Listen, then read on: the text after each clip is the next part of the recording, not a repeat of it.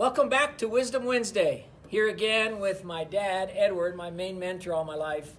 And a couple weeks ago, we did a Wisdom Wednesday about how do we compromise and start thinking about bringing people together, especially when there's big disagreements about things.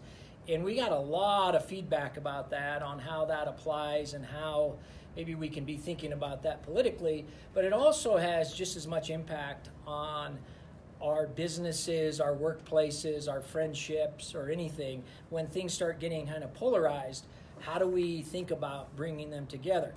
And I thought this was a good time to be talking about. Last night was the State of the Union address by the president, and so is there really a way now where the polarization politically, nationally, can start coming together to have an impact that's good for all of us in the country? And you're the best in the world I've ever seen or met at bringing people together, especially when there's conflict.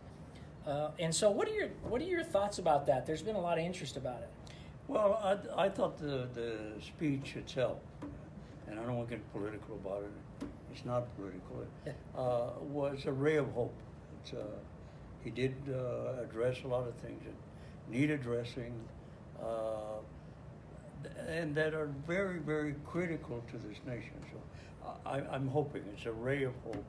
I did notice the speaker and shake the president's hand a couple of times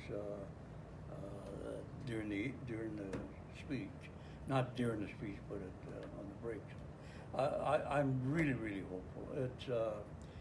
It's as I mentioned before, it's all about respect. If you have respect for each other, and you treat people not as objects and not as issues, but as people, then I think you can always get together. I've always told you as kids and others, there's always three options. There's your option, there's my option, and then there's option three. The majority of time it ends up option. Whatever it is that you're going after, it ends up option three. If you're successful at what you're doing. Sometimes you win, sometimes I win, most of my point, but it's always a combination. So some sort of compromise. It's a compromise. Life is a compromise. Yeah.